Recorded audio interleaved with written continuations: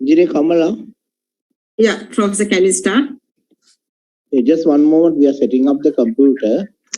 Sure. Camera. We need about 1 minute more. No problem. Yeah.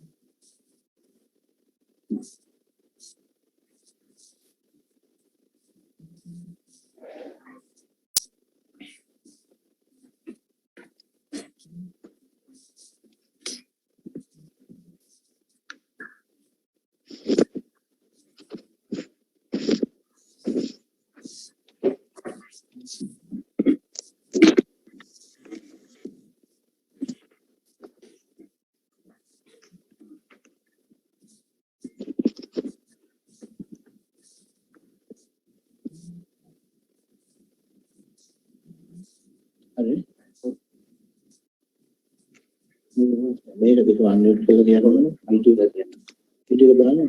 Okay. Video the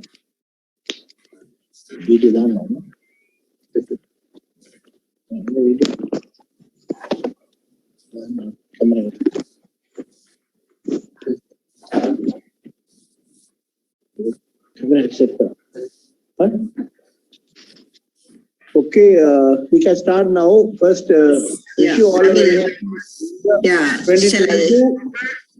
Yeah. Okay, you can go ahead with the introduction. Thank you, Professor. Good evening, everybody, and New Year greetings for 2022.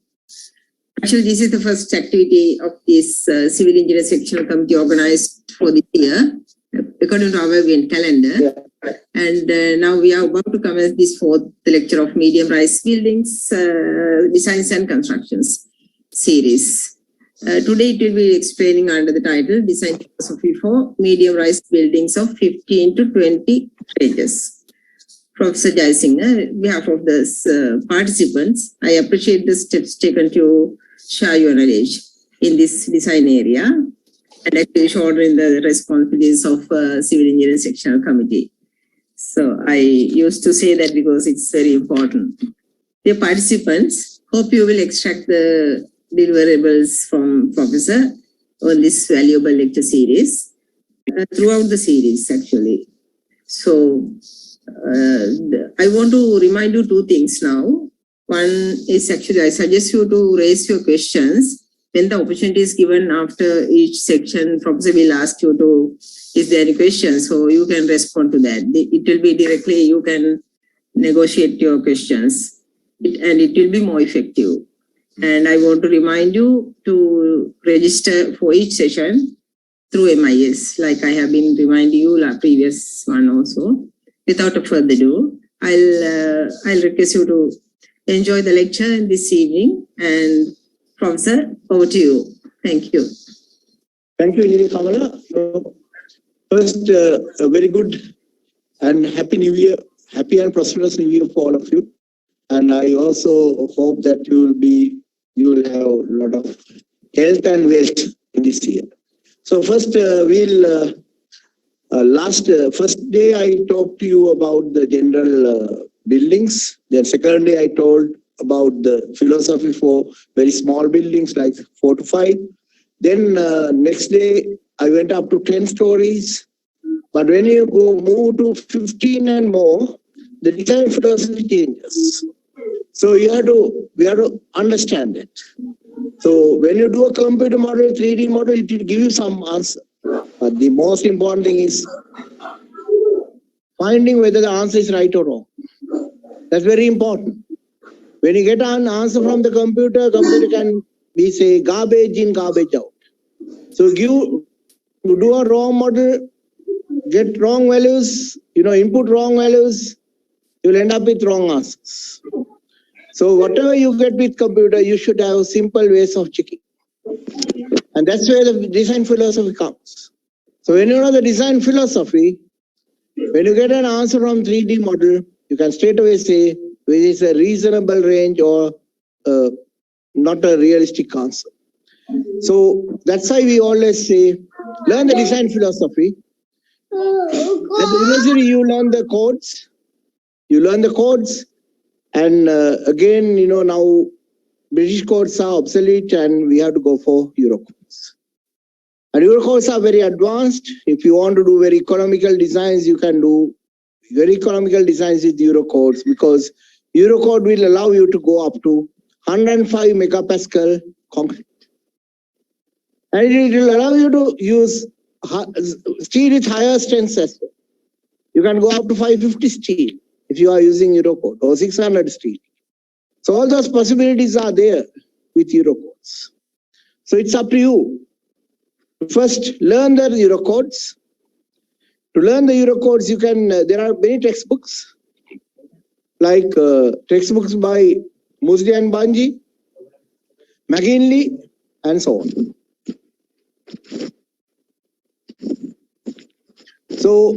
So I request you to go through all those books, because it's really difficult for me to teach how to use the code in a lecture series like this.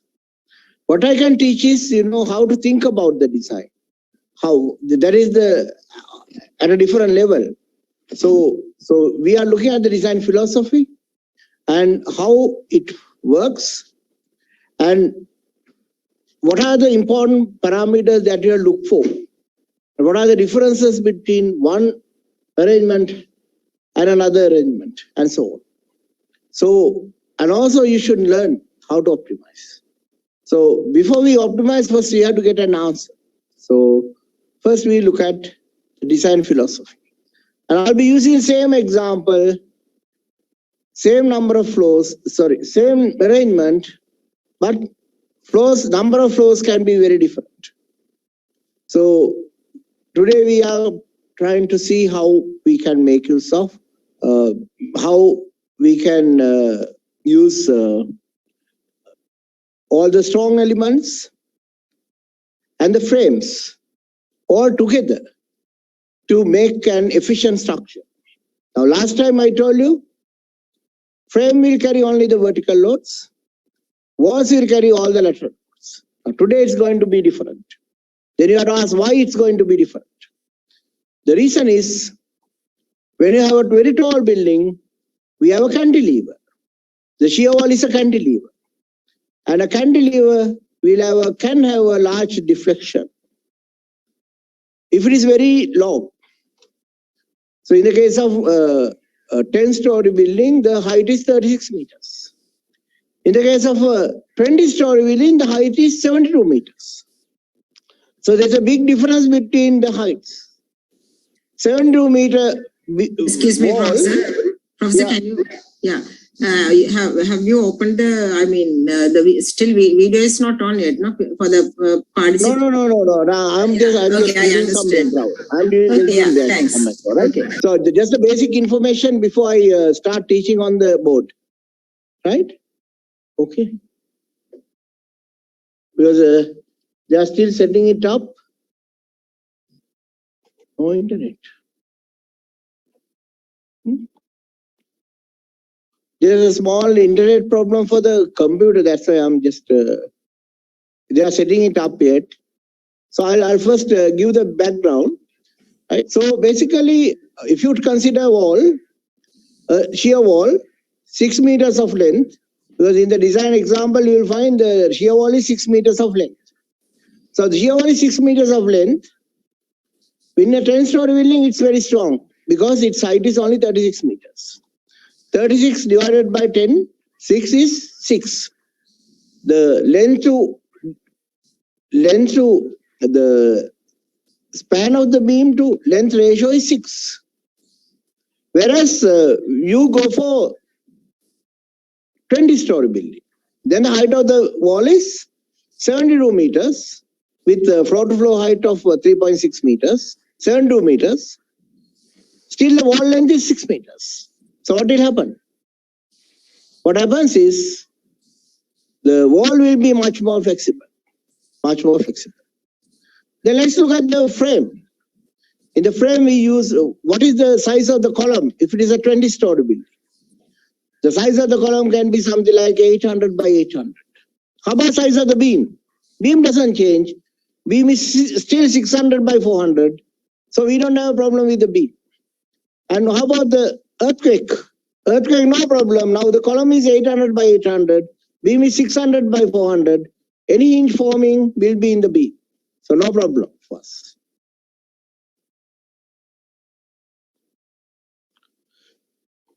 So beams, the columns are large, beams are smaller. So we can use this column size for about 10 floors. What are we going to do about 10 floors? We can either use 600 by 600 because beam size is 600 by 400 or 600 by 350, still the beam is smaller. So we can use 600 by 600 depending on the loads. For example, if you have a building where the loads are higher, then what we do is, if the loads are high, what we do is, you have to use a slightly larger beam. What is the reason? If the loads are high, flexural moments can be high, but most importantly, we have to think about shear. If the loads are high, shear also will be high. If the shear is high, what is better? A slightly bigger cross-section is better. Slightly bigger cross-section is better. And when the loads are high, bending moments are high, again the slightly higher width is better. Why? Because slightly higher width will allow us to have the reinforcement fixed easily. And when you have the loads high, shear is high, so we use 600 by 400, you will find the shear stresses will be lower. Shear stress will be lower, which will be a good thing because we don't want beams failing in shear. We always like beams all failing in flexure. What is the reason? When a beam fails in flexure, we get a bigger warning than a beam failing in shear. So that is the reason. So you have to look at all these aspects separately and register it in your mind so that whenever you see a problem, straight away know the answer. In your mind, you can work it out. So if you have a building with heavy partitions, then the loads are high. Then bending moments will be high, shear forces will be high. Is it a good solution in these days? You know, these days steel is very scarce in the world market, not in the Sri Lankan market. Because of that, in Sri Lanka also, steel prices have gone up to about 220,000 to 230,000 range, which means 1 ton of steel, how much money you have to spend? 350,000 rupees. 350,000 rupees. How about concrete? Again a problem. What is the problem? Problem is concrete is now becoming gradually more expensive. Although it's not as expensive as steel because concrete anyway used to be expensive. So now the concrete prices are going up. 1 cubic meter of concrete is about now 23,000 rupees by the time you place it. Now you can see it's not good to use high amount of concrete in a building. It's not good to use high amount of steel in a building. So how to reduce the amount of steel in a building? In the slab, we'll have secondary beams and we'll reduce the spans. Then we can easily go for a slab of 125 to 140 or even 150. And again you will ask, why 140? Why don't you go for 150? Then I have to ask the question, why do you want to change in 25 millimeter intervals? Why can't you change in 10 millimeter intervals? At construction site, we can change in 10 millimeter intervals. Why? If you save 10 millimeters every floor, if you're having 20 floors, we are going to save 20 centimeters. 20 centimeters means, it's about 1.5 slabs. So you are saving the weight of 1.5 slabs. So that's the way you have to look at it. So it's good to go for secondary beams, reduce the thickness of the slab. And when you reduce the thickness of the slab, because it's all supported with an efficient system, then you will find the reinforcement needed is much smaller. Reinforcement needed is much smaller. And you will find the reinforcement requirement is only 10 millimeter bars at 250. Whereas if you go without secondary beams, the reinforcement requirement can go up to about 10 millimeter bars at 125, 150 millimeters. So you can see, in your mind, you have to clearly see it's good to go with secondary beams. Similarly, you have to think about the beams. When you have less thickness for the slab, what can you say about the dead weight of the building? Dead weight is less, so the bending moment due to dead weight will be less.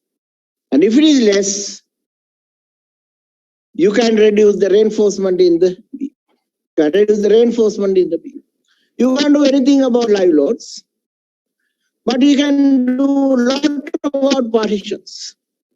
These days, no need to go for solid block partitions. If you want to go for a partition wall, your hollow block work is about 12 to 13 kilonewtons per meter cubed. Whereas, in the case of solid block work, the density is about 20 to 21 kilonewtons per meter cubed. So if you can use hollow block work, why do you recommend solid block? That's the one question. Similarly, there are so many lightweight options. We have autoclave blocks manufactured in Sri Lanka using waste materials. If you look at normal cement sand blocks, we are using either crushed aggregates or river sand or quarry dust or something to make it. But if you start using a lightweight block for partitions, what can you say about the impact on the reinforcement in the slab? You can reduce the reinforcement in the slab. Why? The partition load is very small. The extra moment due to partition is very small. So you might need only a small extra reinforcement in that area as a band so that the partition load can be taken. Something simple. On the other hand, you insist that we need brick walls, 9-inch brick walls, one big thick brick walls. Then we are adding huge loads onto the slabs and onto the beams. What are the repercussions? Higher the load, higher the dead weight. We need more reinforcement, larger beams, or both to carry higher loads. So what should be the future trend? Future trend is we have to minimize the carbon footprint of a building.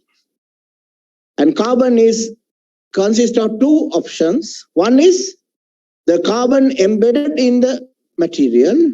That means the carbon that we need to emit to manufacture 1 meter cube of concrete. That includes the energy needed for crushing the aggregates.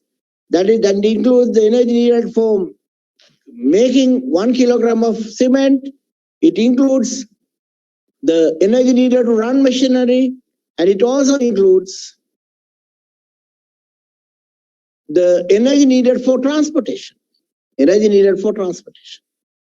So if you want to reduce the carbon footprint of a building, what is the best option? Option number 1, minimize the amount of material that is used.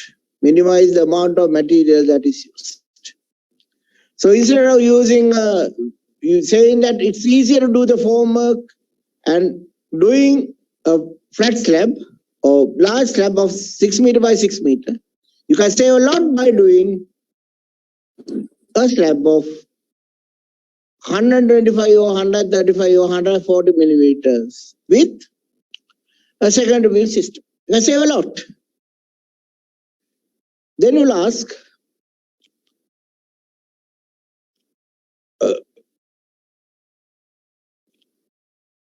on what basis? You quantify all this.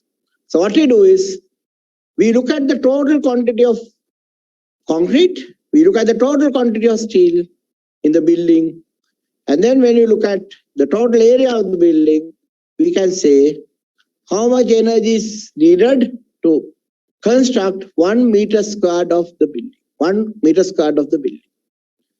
And that way we can do a comparative study. We can do a comparative study. One is a slab without second beam, another is slab with second beams. So you have two options. One option is where you have a slab with second beams. The other one is where you have one without second beams. And then you'll also look at the beams.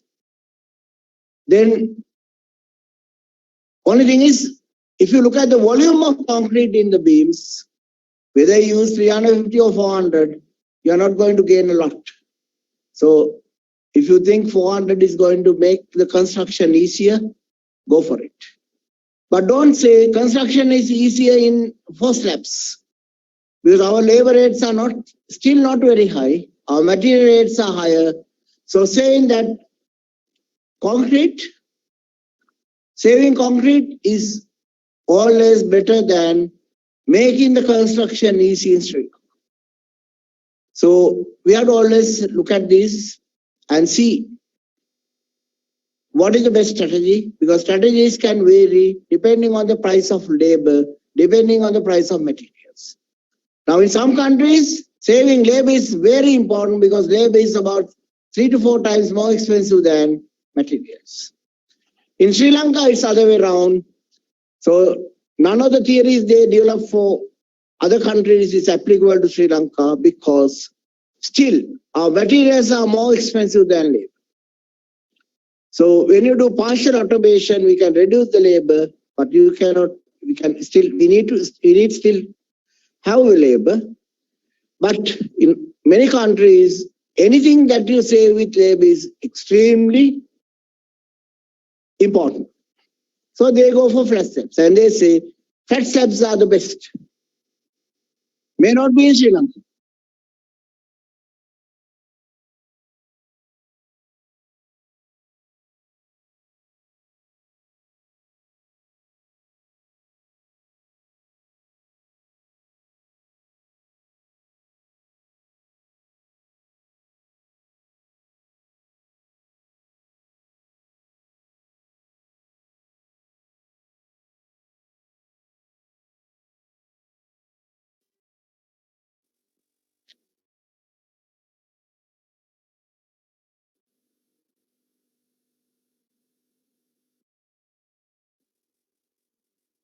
Can you hear me now?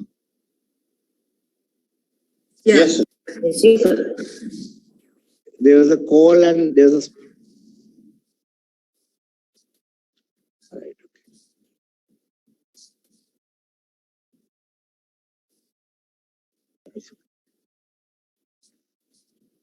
So based on all this discussion, what you can see is always we have to think about the construction cost not as a fixed value, as a variable value.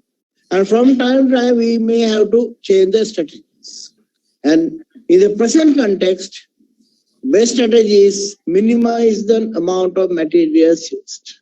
And second strategy is minimize the amount of operations that you need before we complete the build. So the two strategies, one is minimize the amount of material needed. Secondly, minimize the amount of operations needed.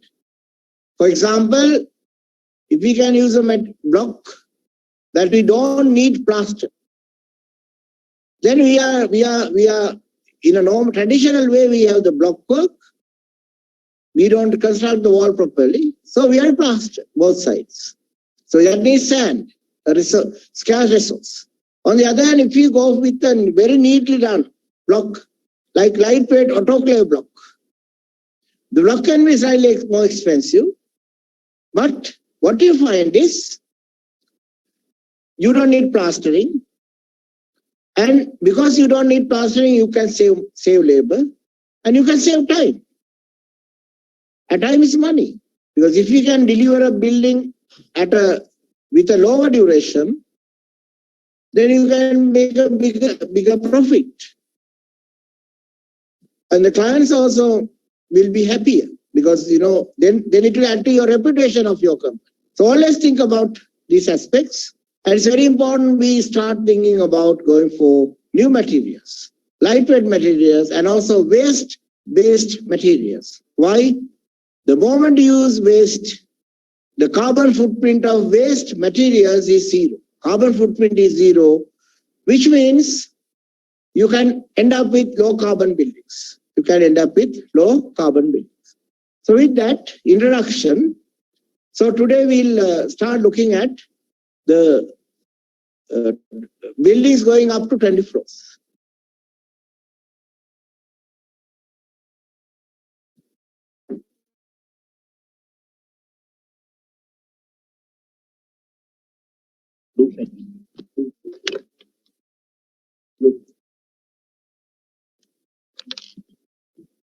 So I'll draw the same building. This is 7.5 meters. And this is 6 meters.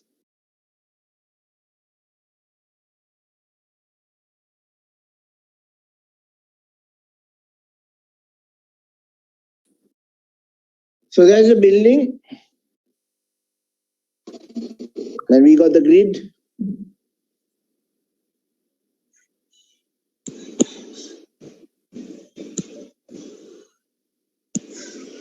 Here you get the grid A, B, C, D, E. So there is the grid.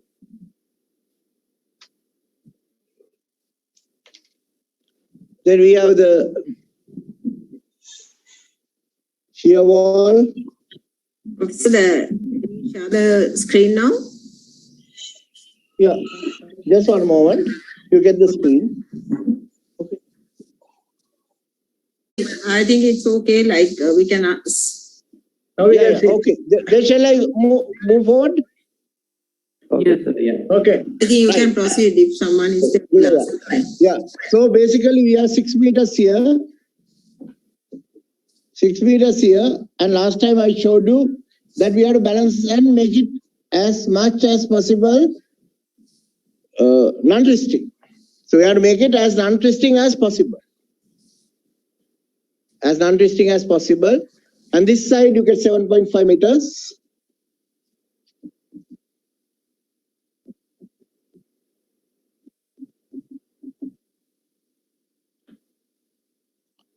And let's say these are 2.5 meters.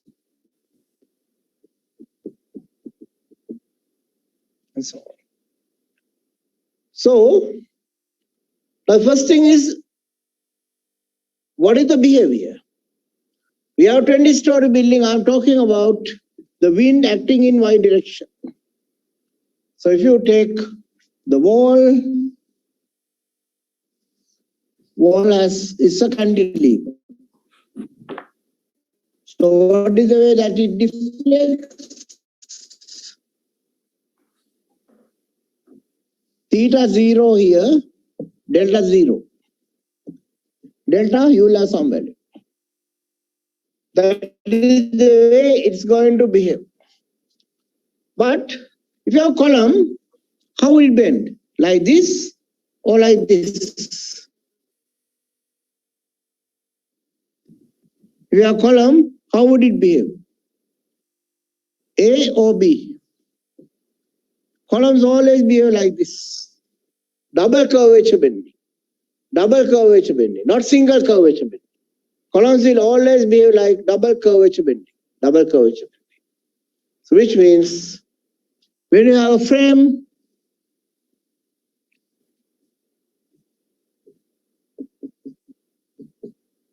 it's going to behave like this.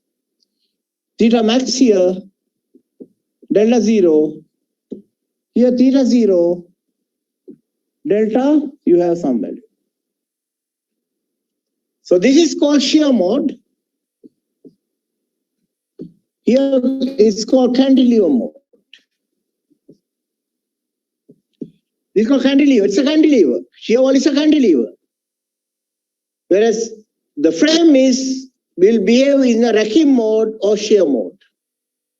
And all the columns will go into double curvature bending. So because of that, you get a maximum curvature at the bottom, zero curvature at the top, zero deflection at the bottom, some deflection at the top. Now, can you have two different behaviors in one building? We can't. So what you do is, we combine them. And when you combine, what is the dominant behavior at the bottom? Dominant behavior is wall. So wall dominates. And what is the dominant behavior at the top? Wall is very flexible because it's very tall. So it goes like this and comes back. Goes like that and comes back. So generally we expect it to be cantilever, but that is not the way the buildings behave. The building will have the zero curvature at the bottom because it's dominant. Frame is very weak when you compare the strength of the wall. But at the top of the wall is so flexible, frame is stronger. So what happens is, we get a very strange deflection pattern where the bill is coming back at the top. So this is called wall frame interaction. Wall frame interaction. The wall is interacting with the frame. Wall is interacting with the frame. We call it wall frame interaction. We call it wall frame interaction. So when you have wall frame interaction, how do you deal with it? How do you deal with it? So for that, I will say the column sizes are 800 by 800. We say the beam sizes are something like 600 by 400. Because we are going to have 20 stories of wall, we'll select 250 millimeters for the thickness. We don't want to cramp it too much so that it's very difficult to do the construction. So it's very much easier when the wall thickness is 250 to do the construction. 225 generally comfortable. 200 you struggle a little bit. 225 generally okay. 250 very comfortable. Very comfortable. So when it comes to concreting, very comfortable thickness is 250. It doesn't mean you can't do 200. If you want to do 200, do it. No problem. But you have to struggle a little bit. And you have to make sure sometimes you get a higher slump for concreting and so. So it is.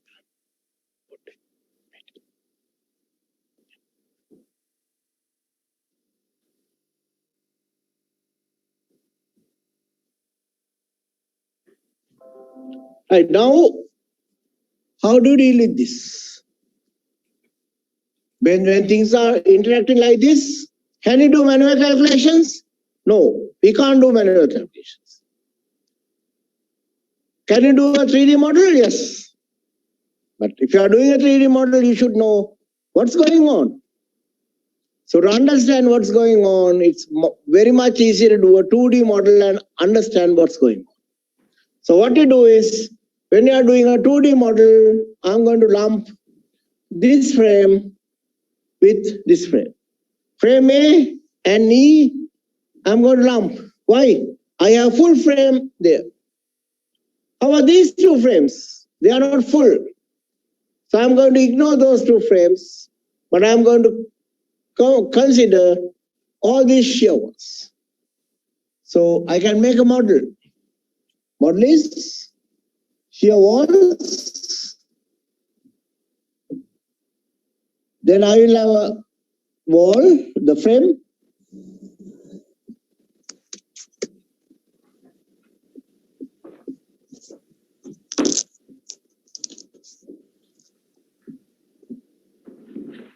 Frame. Now the sizes. How many walls I am lumping here? 3 walls. So I am going to say I have 1 wall, another wall, 3 walls. What is the thickness of 3 walls? 750. What is the length of the walls? 6,000. So what happens here? I'm going to have 2 columns lumped like this. You have to be careful with the direction when you do the graphics in the computer program and see which direction you have given the properties. Why? We have this column and this column lumped together. These 2 columns lumped together. I said I am going to ignore all the other small frames because they are not real frames. Now, what happens at each floor level? At each floor level, we have a slab and we call it a rigid diaphragm. A rigid diaphragm, if you have a rigid diaphragm, what we can say is the deflection at these 2 should be the same. So what we do is use some links which are pin-ended at the ends. We combine them. And then we apply the loads. Either at the floor level or as a UDL or something, we apply the loads. So because we need a joint, we consider it this way. So in the model, we make the wall. Basically, we use a column, but we give the second mount area in the correct direction. And about which axis you calculate the second mount of area? This axis of bending. You have to calculate the second mount of area about that axis. You have to calculate second mount of area about that axis. Why? It bends like this, so the axis of bending is that. So the I value of this is 1/12 B D cubed, that is 1/12. Breadth is 750, length is 6,000 cubed. That is the value. That is the value. So you have to carefully select the axis of bending by using right-hand corkscrew rule, and then you have to get the second mount of area right.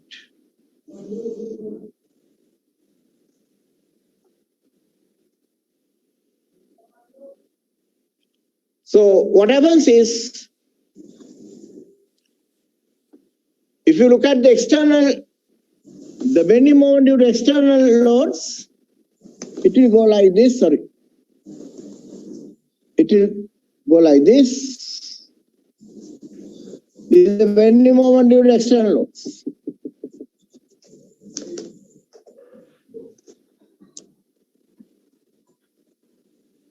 Then if you look at the bending moment carried by the wall, it will do something like this.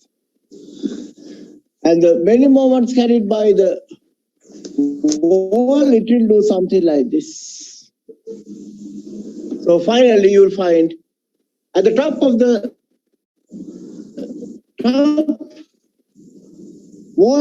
frame is carrying more bending moment than the wall. Basically, frame is restraining the movement of the wall. Or we are saying frame is stronger at the top. Because of this behavior, now let's take the topmost floor. Can you use a 300 by 300 column? Axial loads are very small.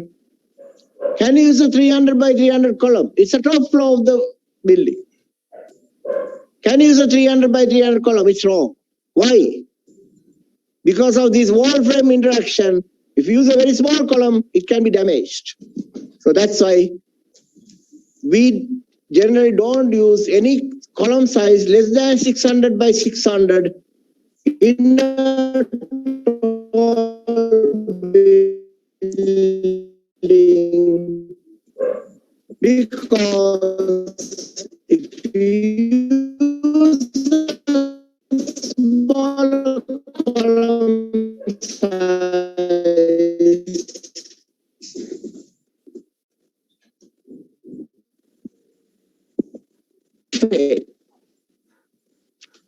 so the minimum size of the column at the top of a tall building will be 600 by 600 if you reduce the column. Why? Because now frame is strong. You can't have a strong frame. You do not reduce the size of the column very much. You maintain the size. Is that clear? Any question you want to ask from this?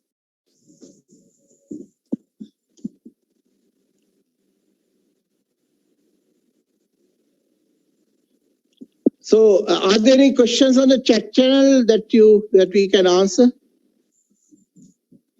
Are there any questions on the chat? Yeah. So when we model 2D model, make the 2D model, the two columns come into one.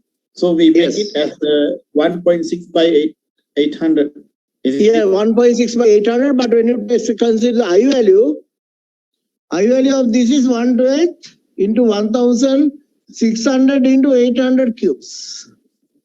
800 cubed. Okay. Yeah. Is that clear? 1,600 into 800 cubed. Because axis of bending is here. Axis of bending is that. Is that clear? Axis of bending is same as the wall. So you are just increasing the width. You are not improving the second amount of area. You are just doubling the second amount of area, because what you increase is the width when you lump together, not the length. Is that clear? Yes, sir. Thank you. Okay. Just do this. One question is there. Model. Sorry. Yeah. There is one question. Yeah. Please explain the diaphragm action. I explain, right. Okay, now just take a half sheet. Can you bend a half sheet out of its plane? Very easy. Can you bend the half sheet on its plane? You take your phone. Can you bend it on its own plane? Very difficult. But if you want to bend the phone, you might be able to do it out of plane. So any plate is very strong in its own plane. So walls, and if you look at this diagram, we have slabs here. All these slabs are connecting frames and walls. And that is called diaphragm action. That is called diaphragm action.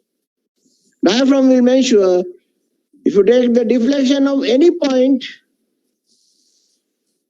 because we know the relative location of points, if you know the deflection of one point, you know the rotation of another same point, then you can predict the deflection of other points and the rotation. Which means walls and frames are not free to move as they wish. Walls and frames are not free to move as they wish. The movements are restrained, and that is called diaphragm action. Diaphragm comes with the slab. But if you have precast slabs, not very strong, not properly connected, then this assumption may be wrong. So you have to be very careful with the type of loading flow system you select. But as far as you do any in-situ cast construction, diaphragm action is there. But if you are using lot of free cast, you have to be careful. You have to have sufficient screed at the top with some reinforcement so that all the precast members will not have any relative do movement with respect to the next one. The moment you do that, you can say it's a strong diaphragm. Is that clear?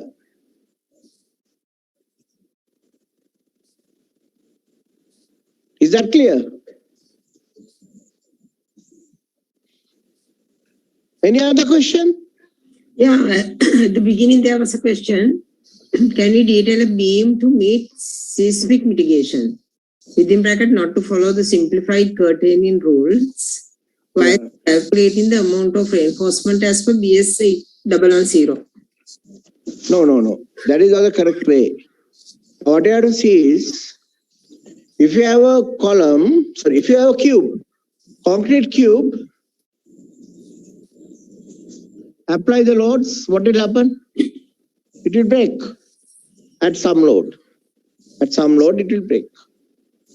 But if you put a lot of reinforcement in the cube, and the reinforcement is now preventing the expansion of the cube. So what happens when you apply the load? This way, there will be a stress this way. So when you apply the load that way, there will be a stress in the lateral direction. Now by putting some reinforcement, we restrain the lateral movement, lateral stress. Then what will happen? We say, now the cube is in a triaxial stress state. Triaxial stress state. So what we do is, we provide some links at reasonable spacing like T8 at 75 millimeters over 600 millimeters of the beam. And then we say, we create a triaxial stress state in the beam. So when the beam crushes, concrete will not crush, concrete will remain its ductility. So concrete will crack, but it will not break into pieces. So to prevent the concrete breaking into pieces, what we do? We simply ensure there's a lot of links around the concrete. So the concrete will go into a triaxial stress state, and in the triaxial stress state, concrete is much stronger, so it will not crack. Is that clear? Because basically BS 8110 does not cover any earthquake detailing. Any questions? One more is, what are the properties of the struts connecting the wall and frame? All right, okay, very good question. This is just a beam, because we are representing the deflection at these two places are the same. So it can be something like 400 by 400 beam, something like that would do. Anything that that will not deform too much axially, it's okay. How about flexural strength? No need. Why? We have two pins at the ends.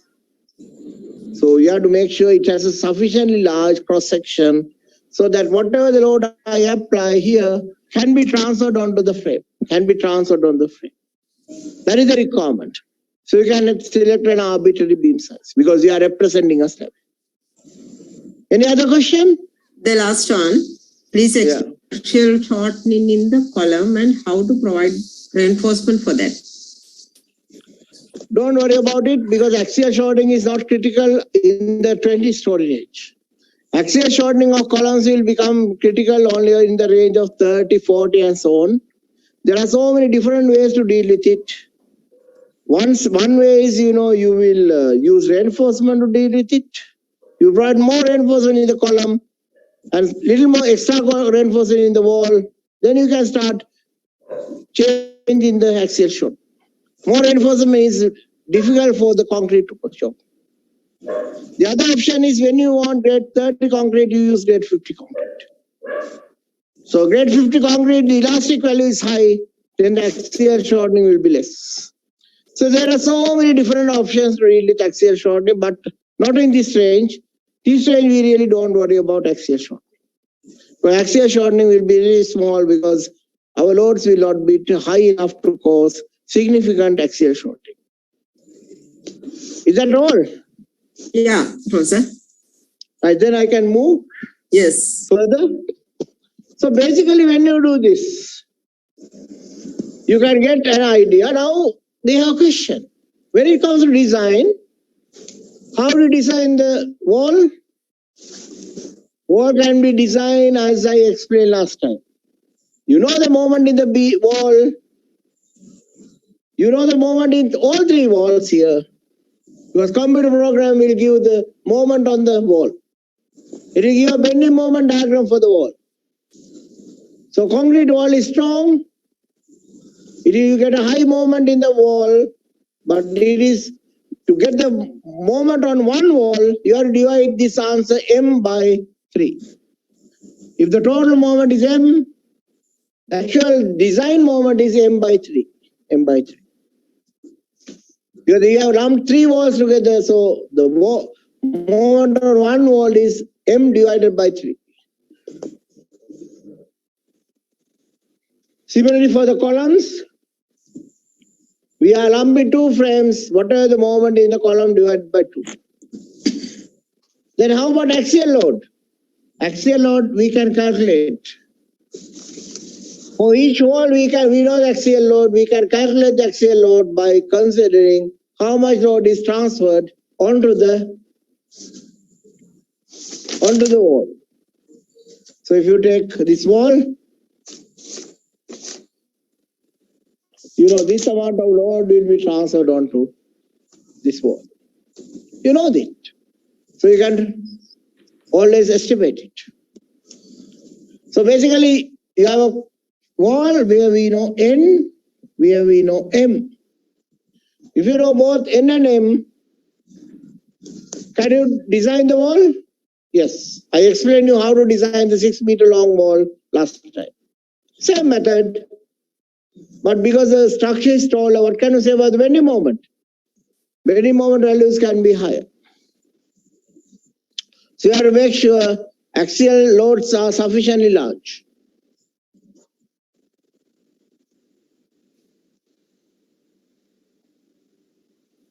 Then I said, all these columns in this part of the structure, columns are stronger than the wall. So who covers the reflection?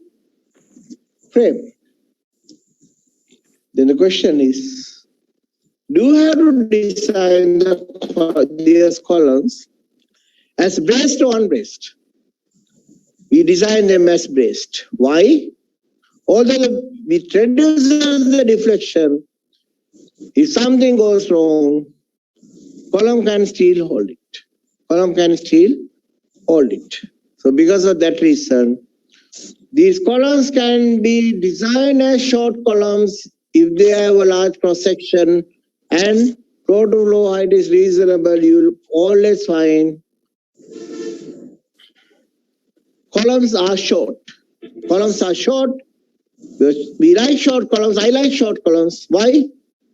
Short columns never fail in buckling. Short columns never fail in buckling.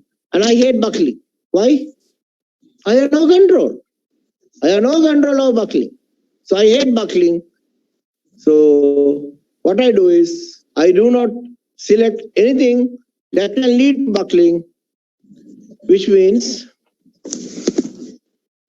I will ensure that the column cross section is large enough so that it can be considered as a short column. So column is okay. You can calculate the loads on the wall. You can get the bending moment on the wall from the program. Now we know the bending moment and axial force, we can design it. And same way we can get the wind moments on the wind-induced moments on the frame. And based on that, we can say each frame will be carrying this much of bending moment. And so there will be a bending moment diagram like this with point of contact flexure, something like that. A bending moment diagram where the maximum bending moment occurs just below the beam and the zero moment occurs at the center. So the bending moment here is 0. So we get a diagram like that. By using that diagram, we can do the column design because we know the axial force, bending, and the additional bending moment due to wind loads, lateral loads. In addition to that, we know the bending moment due to vertical loads. So which means you can find the critical values and then select reinforcement for the critical sections. And then if you think it is reasonably low, then you can actually design all the other, detail all the other beams in a similar way. Right? So you'll get only this kind of diagram as a bending moment diagram from this analysis because we are not considering any dead and imposed loads.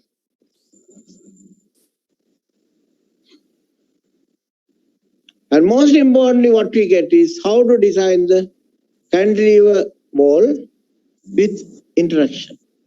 So whatever is due to interaction, you get a reduced bending moment at the base. So now you can see the design philosophy clearly. Design philosophy is, it is wrong to assume that all the lateral loads will now be taken by the wall because wall is going to be little too flexible at the top. Because of that reason, we should select the wall frame interaction mode. And we should not optimize the frame too much at the top because we can get high bending moments and high shear forces.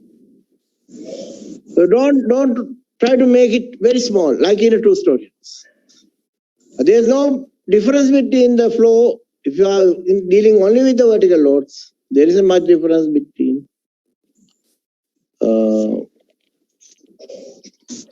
if you are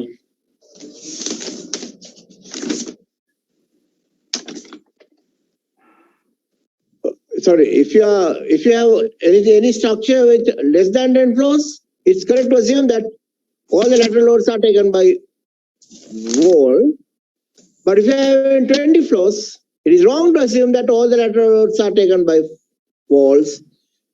Only part of the lateral loads will be taken by the wall. Frame also will carry some load. Because of that, we have to consider the interaction between wall and the frame. So simple. So work out some rules like that. For each story range, you have your own set of rules. The moment you look at a building, you ask how many stories. If it is 18 floors, now you know you are in the range where you have to consider the interaction between wall and the frame. Then what you do is you can do some preliminary calculations like this.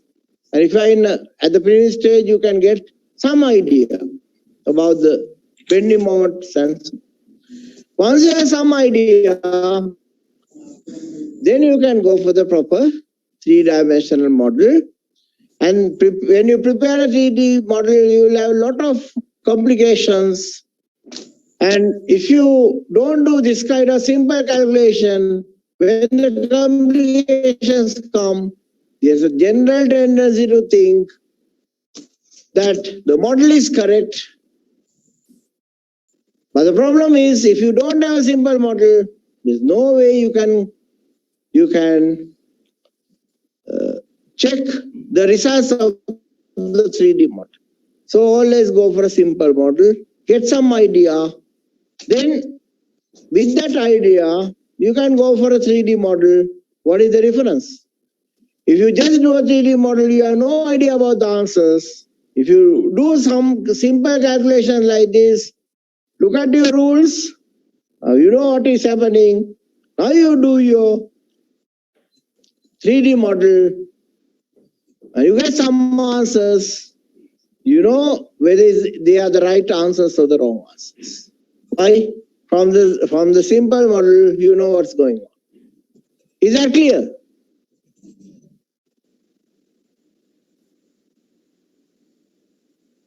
Is that clear?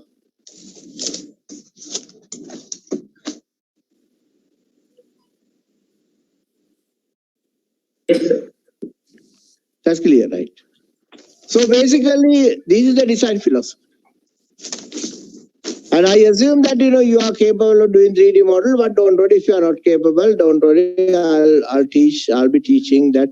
One of these days, I'll teach you how to design, how to model, how to make a 3D model of a building using SAP 2000. Then you'll ask why you use SAP 2000. The reason for using SAP 2000 is, as a teaching tool, I can teach you all the simple things using SAP 2000.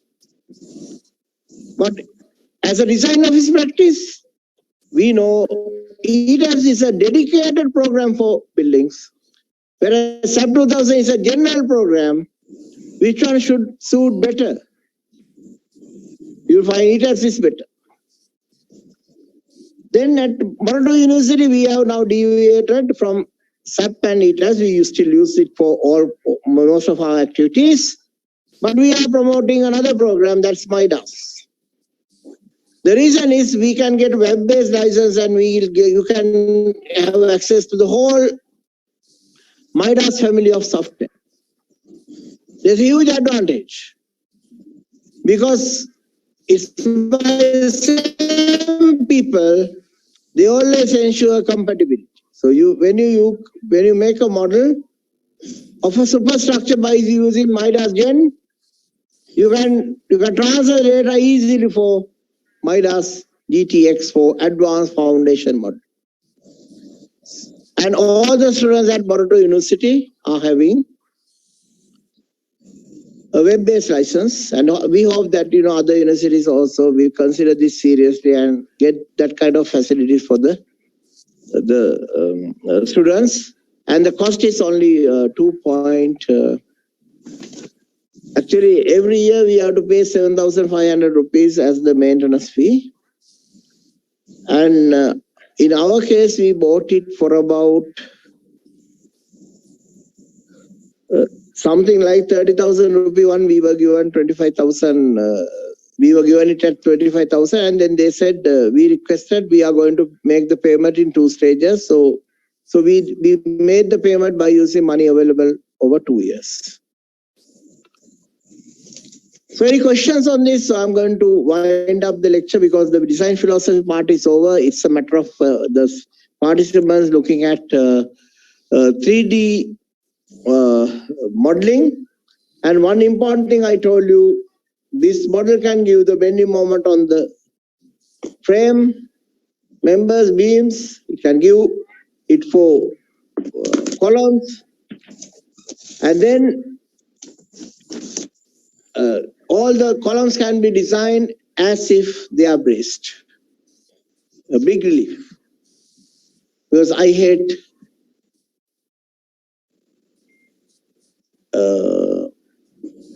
buckling. Because buckling I can't control, so I hate it.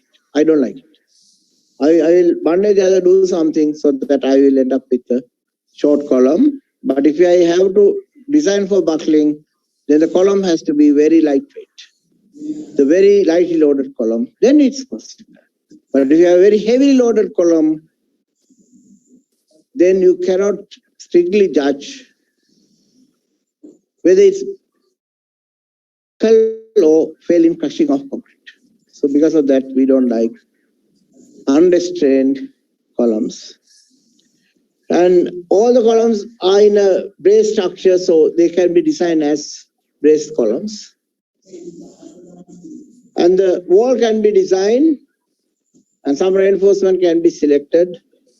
And if the piling contractor is in a hurry, you can give details. Why? You know the venue modes.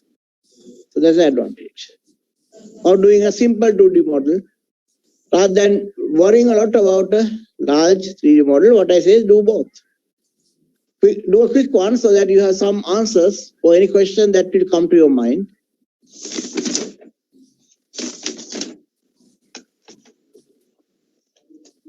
Properly.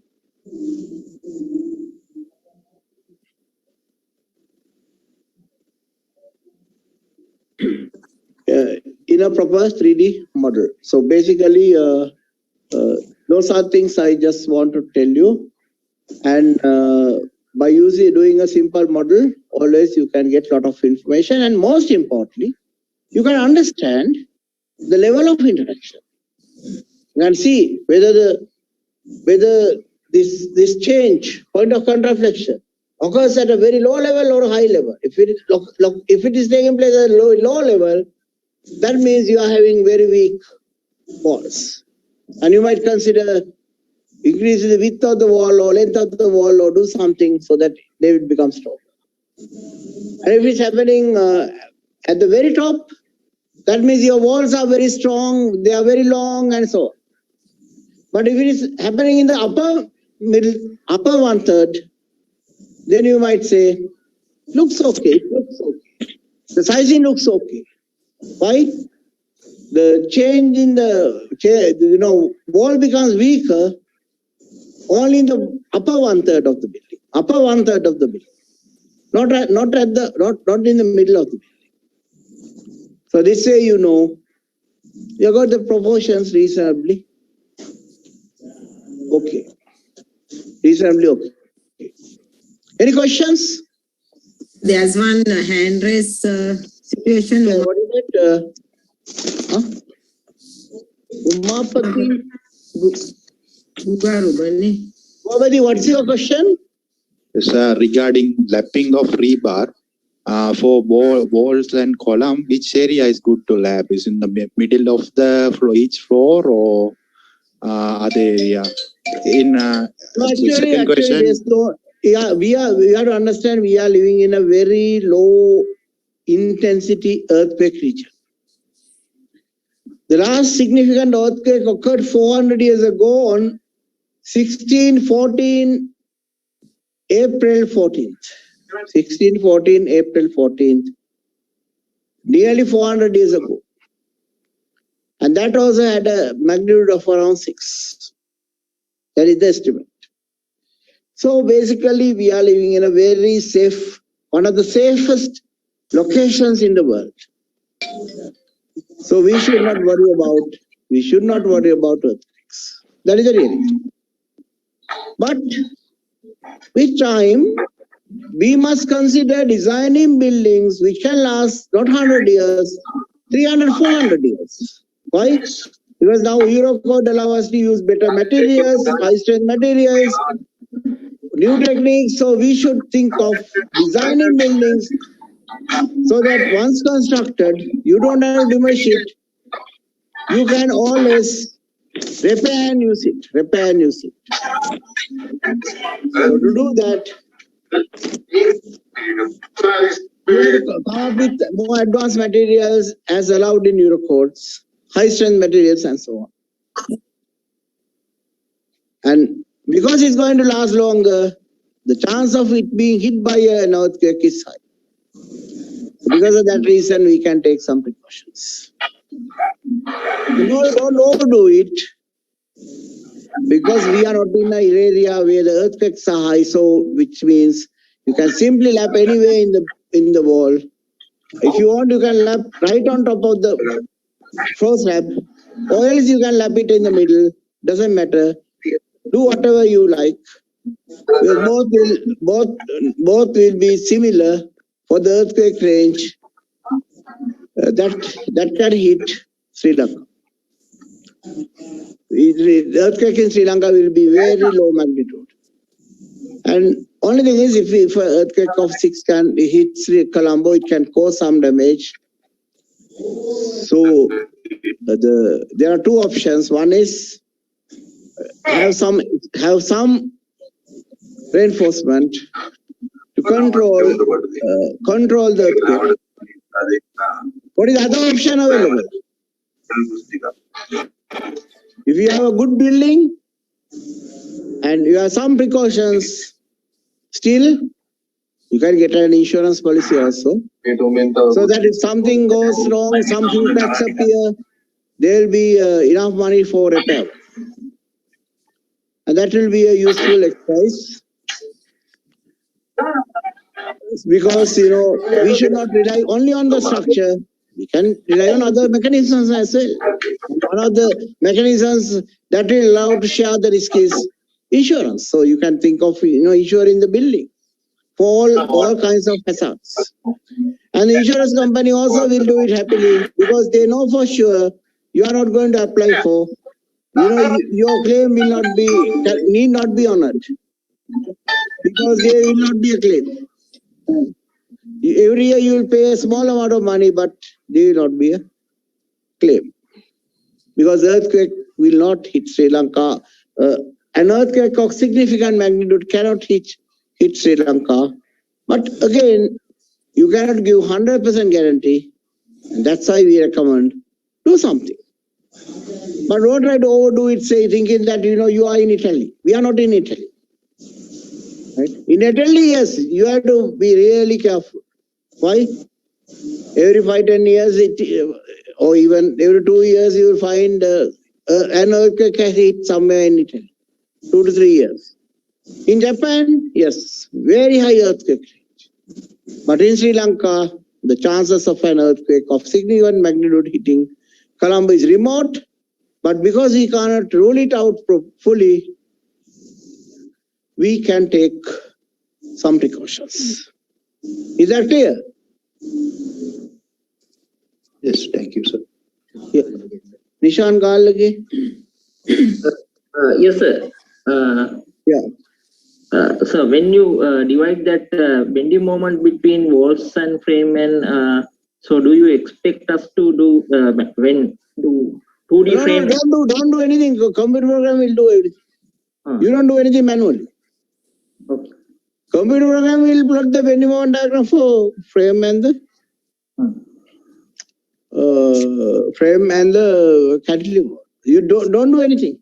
You don't have to do anything. You have to create the model. Once you create the 2D model for the 3D structure, you can work out what's going on. But then you can go for a 3D model and do the design. Initially do some hand calculations so that you know what's going to happen. Just to get some idea, especially in the initial stages of doing 20-story building range, do all these extra calculations. After a while, you will find there's no need to do any of these extra calculations. But if you are venturing into something like you have designed 8-story building, now you want to design a 15-story building under the supervision of another engineer, so that you can go for 20-story license. Then do all these extra things so that you will feel confident. And you will also feel that you have understood the behavior of the building. Have I answered most of the questions? It's almost 8:30. Shall we wind up? Yes, sir. Yeah, there are several questions, but is there any other method of? We can. Actually, no, you can ask. You can ask before. I'll give it to. Sorry. You can ask. Okay. In the computer modeling, we model wall as a frame element rather than shell element in order to read bending moment values directly. Is it okay? Sir. Yeah, you can model it as a column. But if you can model it as a column, why? When you get the bending moment, only this, when you model it as a column, I value is big. I value is this value. So program knows, although you have modeled it as a column, it's a wall. Program knows it. Program knows it's a very strong element. Why? I value is very high. Program knows. So we don't have to worry too much about it. Program knows that it's modeling. But if you want to model the real wall without using the shell elements, what you do is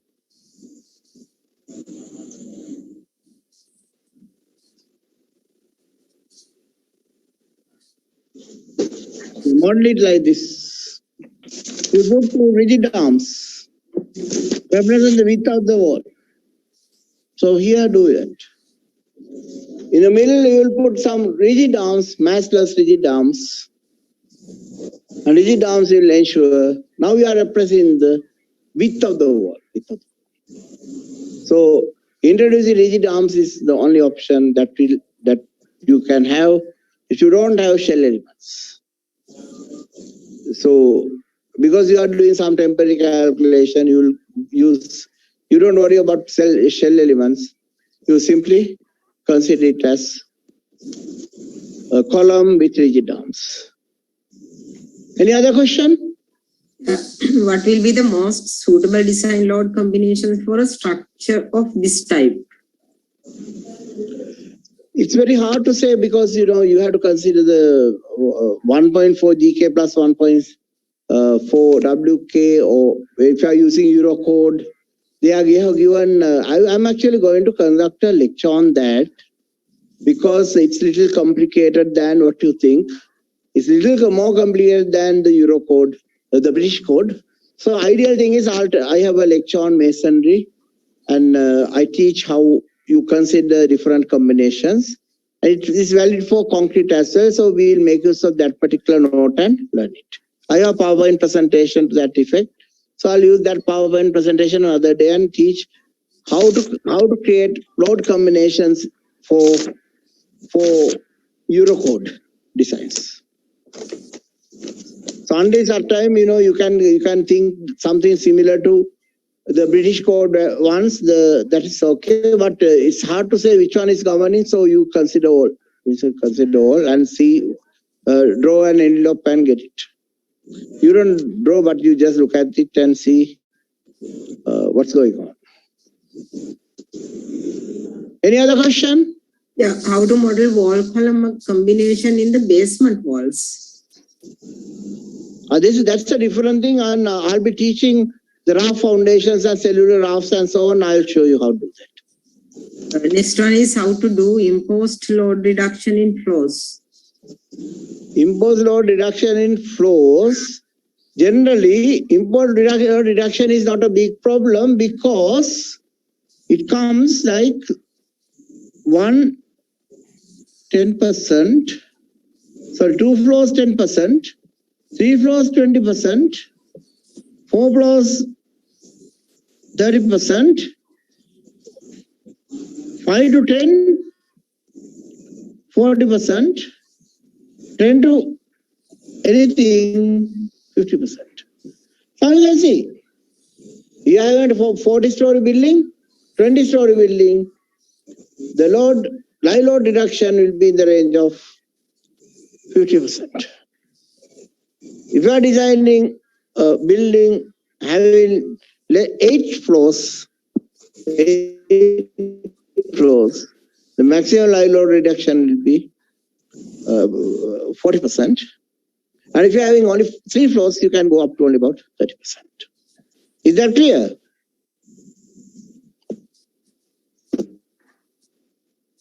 So in the computer program, very easily you can do it. Very easily you can do it.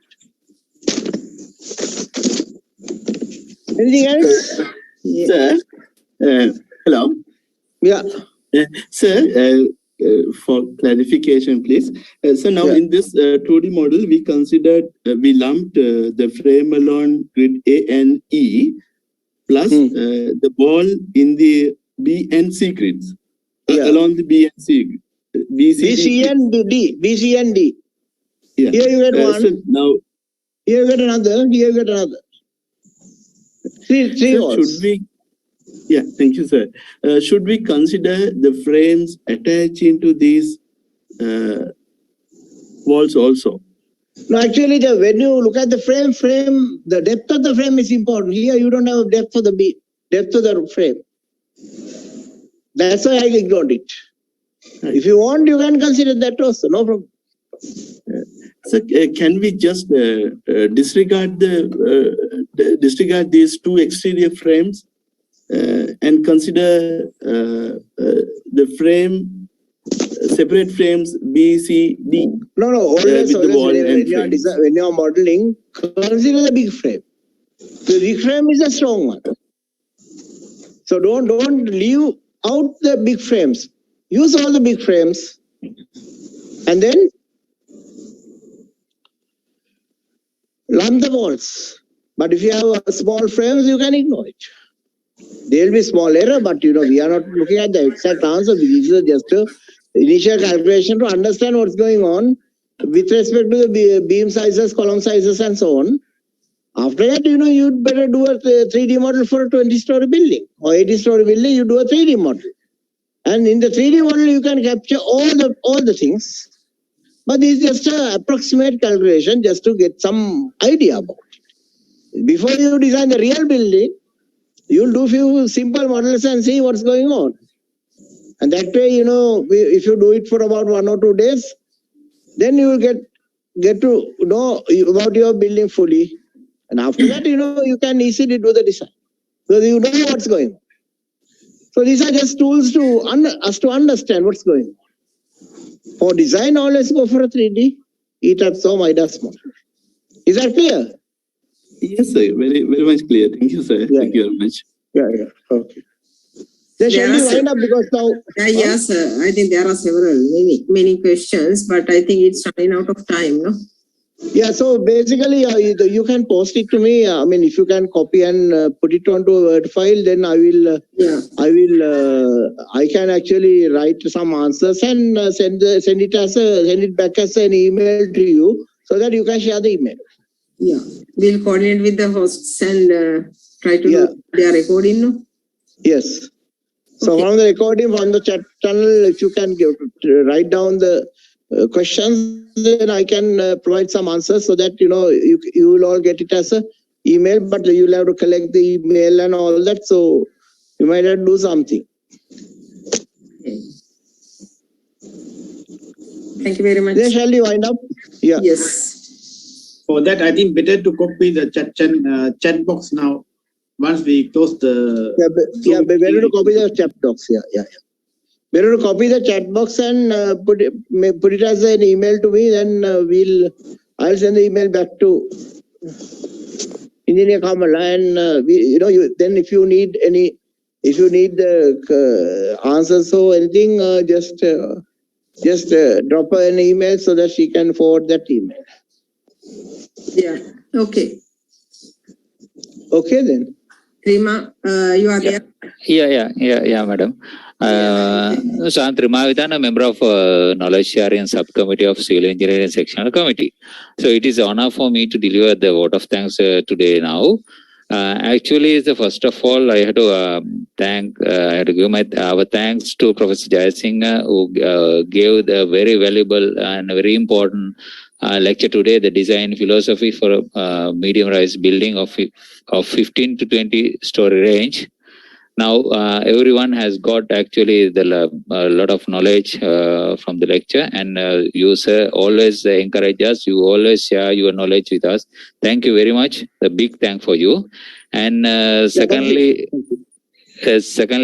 I must thank the organizing subcommittee and knowledge sharing subcommittee, and also the ISL for hosting this event, and the IT team giving their support. Finally, all of our members who participated today, and thanks for everyone, and stay safe. Good night, all for you. Thank you very much. Thank you, everybody. Yeah. Okay.